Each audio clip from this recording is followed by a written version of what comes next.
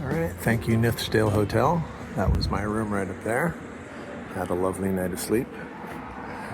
I'm going this way. I'll talk more about what the day's bringing once I get out of town. Okay, leaving Sanquhar. You may notice I am not on a bus. I am not skipping ahead to Wandlock Head. Had plenty of time to think yesterday afternoon and last night. And I was thinking about the logistics, and I realized that the rigidity of my schedule comes from my reservations. But other days can be moved. Here's what I mean. It is Saturday. My schedule has me staying Saturday night at Brattleboro Bothy, and then Sunday I have a hotel reservation in Moffat, so I need to stick to that. But then I realized, well, why don't I just take the distance to Moffat and cut it in half and camp somewhere else instead of Brattleboro, and that way I don't have to skip these miles and I'll still have a continuous line. So that's what I'm doing. I'm not sure how far today will be.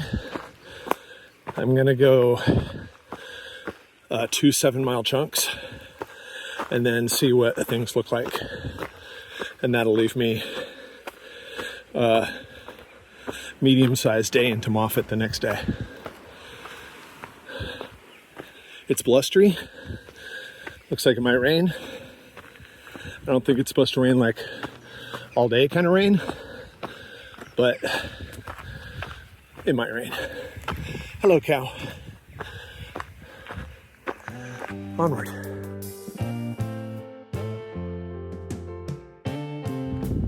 Not a matter of concern, but just awareness of something that's in front of you. You can see the low gray clouds and the blustery weather and everything. The weather report I have, and I'm making no claims towards its accuracy, says high of 68 and some chance of rain all day. Right now it says about 20%. The highest it gets is 40% towards the middle of the day, but it never really peaks anything past that. The low clouds, if they stay like they are going to be something that affects me when I go over this hill, because once you're in it, your visibility is reduced. For example, maybe you can't see where the next post is.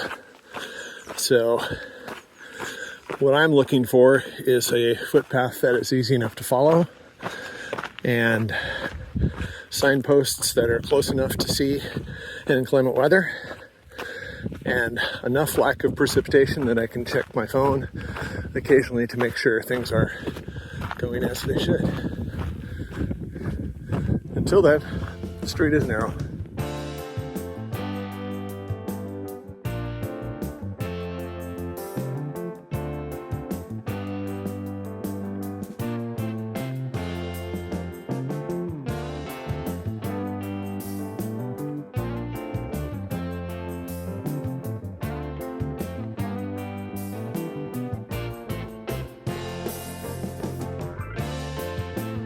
So far, things are looking all right. The weather's holding. The cool breeze is very welcome. The paths have been better than a lot of what I've seen lately. And that really poor trail quality has really been the number one issue in terms of what's causing me difficulty. Just so slow and draining. Today's path, there's been some muddy spots, but it hasn't been those long, unavoidable pools of mire like I had most of yesterday and a lot of the day before. So I've gained a good bit of altitude from Sanquhar, and at some point I'm going to go over a top and down into a little canyon, and then over another top before I get to Wandlock Head. Alright, the light rain has become more insistent at this point, and I'm heading up into a cloud, and there's a steep climb ahead, so time for the rain gear. I'm going to put the phone away for a while. Did I hear anyone say they're interested in booking a Scottish walking tour? Boy, this couldn't be more different than 2 days ago. Not being hot though, feels pretty freaking great. You can tell there's about 100 feet of visibility here, and I'm on top of a hill about to start descending. But so far the path has been bogless, which is freaking awesome, and it's been obvious. So I'm not worried about it. And even if it weren't here, the map says just to follow the fence until you get to a corner. So it's not as threatening as it might seem. The light rain and the wind are still there, but it's warm enough that it's refreshing rather than chilling.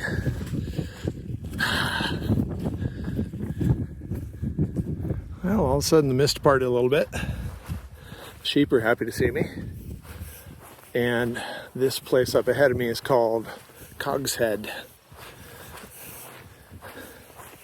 And after that, I go up that way and over that hill and down into Wanlockdale. But for the immediate future, my path is very obvious. First pass I came over was way back there. Dropped down into Cogshead, climbed up here. Got a couple of footbridges ahead of me, and then somewhere up there across the moors, eventually I'll hit a hilltop and start heading down into Wanlock Glen. This is a steep little gulch, isn't it? I cannot emphasize enough what a difference it makes that the ground is solid underfoot compared to yesterday where it just never was. It's just so much easier.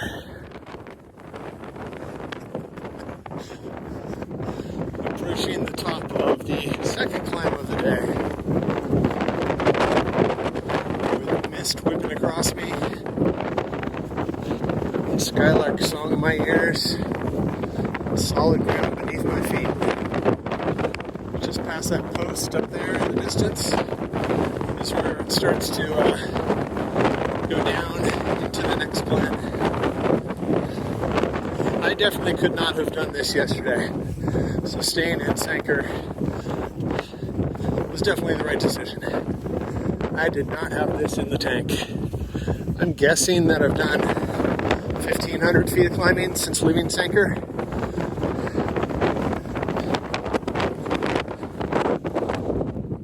There's the glen I'm descending to, with Wanlock water in the bottom, a deep history of lead mining, and then the route's going to turn to the right up that glen, 1.6 miles to the village of Wanlock Head, which is the highest village in all of Scotland, which is not as exciting as it sounds, maybe because it's not even as high as Redmond. For all its drama and topography, Scotland doesn't have a lot of elevation going on.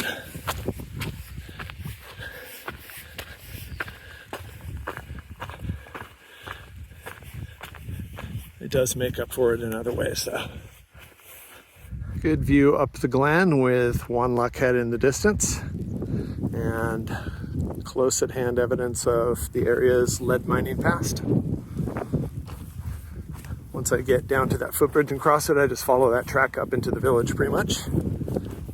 Should be an easy walk. Wonder how old these buildings are and what it must have been like to live here and work in the lead mines under primitive conditions.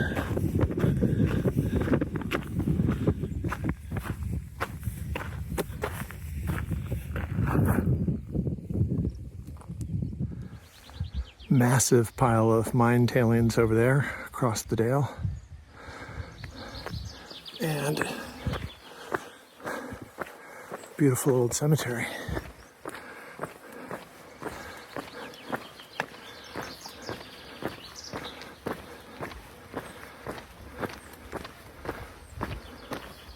Just finishing up a very enjoyable rest stop in Wenlock Head, quirky little village.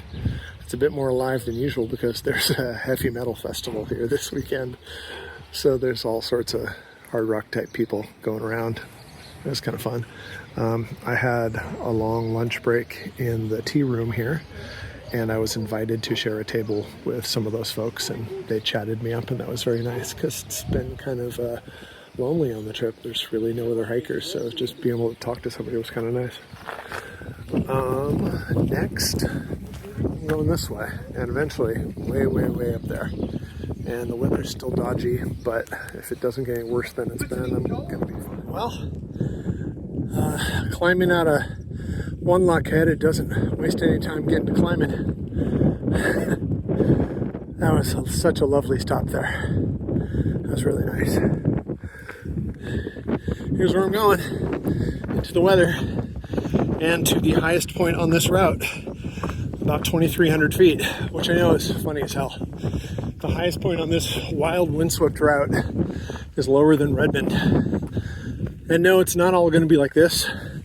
Up ahead, I joined a road because there's a radar station on top of this. There's a service road that attends it. So there will be times when I'm on the road, but so far this path is quite nice. A little bit on the steep side, or maybe I'm a little bit on the old side, maybe a little bit of both. Let's keep climbing.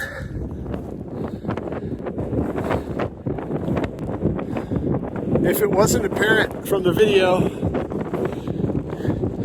it's just the tiniest bit windy. I'm near the top of Lather Hill, and then it'll be some ups and downs for a while. This has been quite a climb. Well, you can probably hear the wind. I'm in this little weather shelter built expressly for this purpose, and just getting out of the wind for a couple minutes, not taking a long break here. Pretty much done with the climb. A couple more ups and downs to do, but not as high as this. And then I descend to a road and a river crossing. That'll be 14 miles for the day. That's kind of my next check-in point. Maybe get 5 minutes out of the window before I go back out in it. Okay, prepare yourself. Here we go.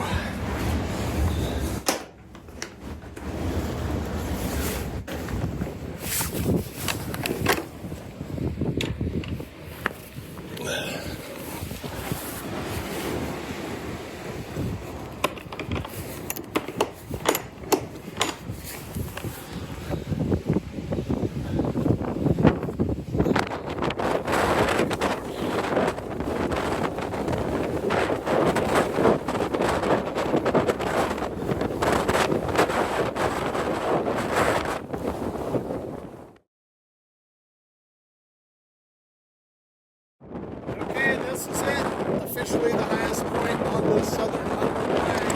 There's a giant radar dish right there. You'll have to take my word for it because you can't see it. Right there, there it is. Look, oh my God. All right, time to head down and find some nicer conditions. All of a sudden the mist disappeared. Look at these views. Holy crap.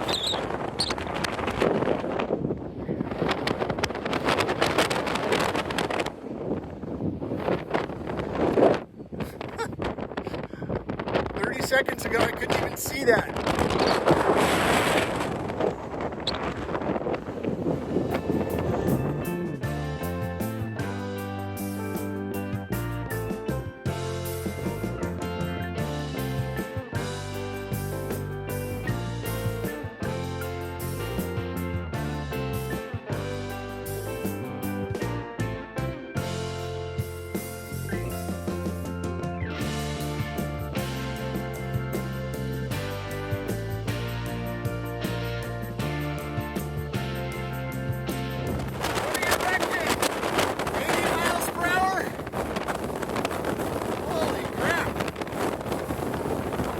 It's calmed a little bit because I'm on the lee side of the ridge, but without any exaggeration, those are the Strongest sustained winds I have ever experienced in my life while outside.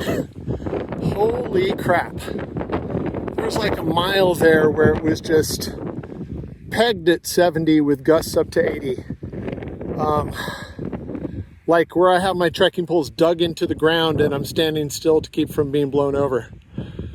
I'm a big dude and it was pushing me around like I was nothing. Wow, that was just impressive. Well, let's see what the rest of the descent holds. That's all of the climbing. It's just downhill from here to an A road and then river crossing. Holy crap.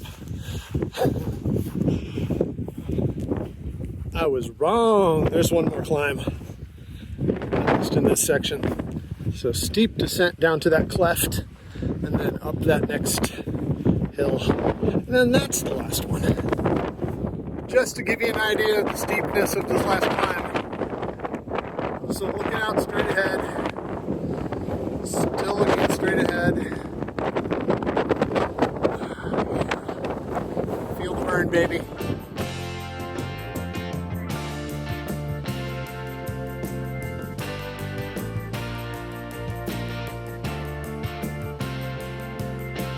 Okay, here at where the Southern Upland Way crosses Port Trail Water.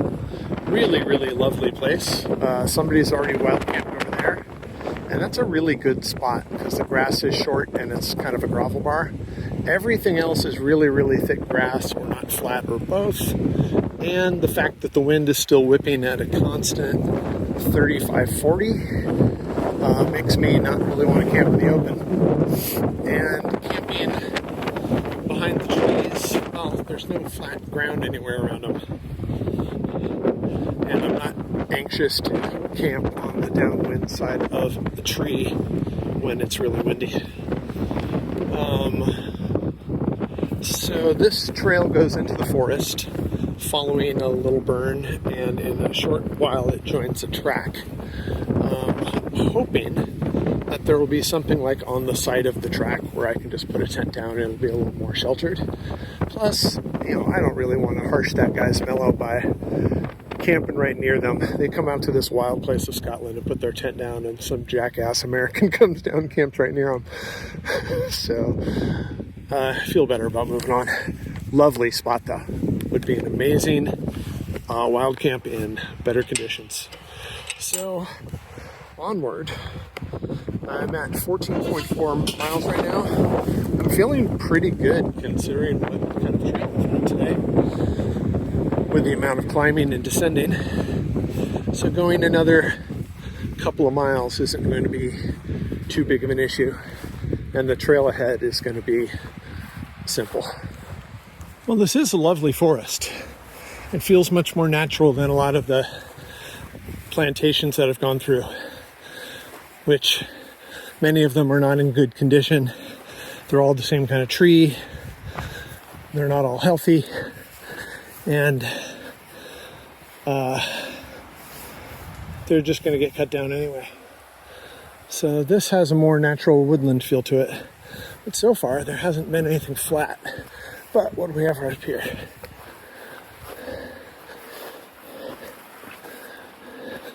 Well.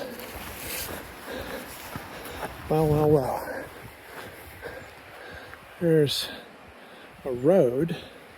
I think this is still the same road, and there's a bridge. But this is not a road that anyone uses anymore, safe to say.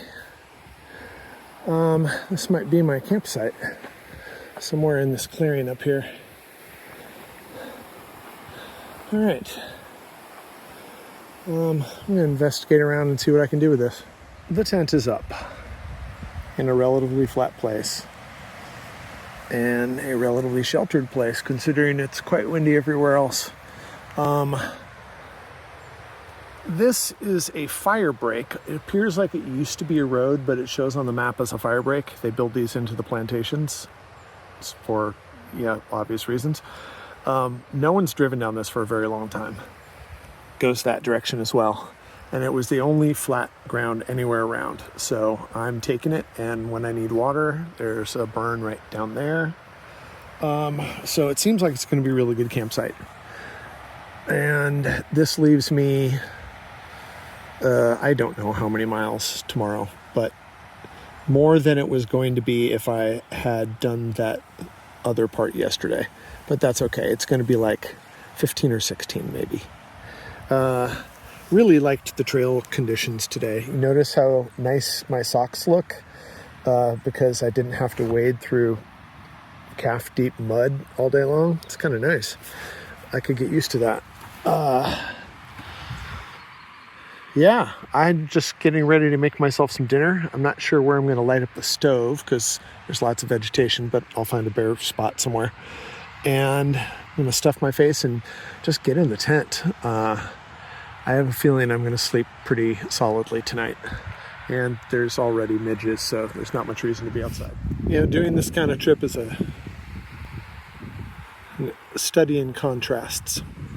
Last night in Sanquhar at the Nithsdale Hotel, I had haggis fritters with a peppercorn sauce, steak pie with veg and mash, and a lovely succulent gravy, and a pint of Guinness, maybe two. Tonight, I'm having barbecue flavored ramen. Yes, that's a thing in Britain. With peanut butter, soy sauce, and a can of tuna added. Trust me, after 15 miles, you'd be able to eat it too. Yeah, kind of goes back and forth between luxury and whatever that is. I'm going to take my dinner in the tent, eat it, and start to wrap things up for the night since it's, I don't know what time it is, but I'm tired.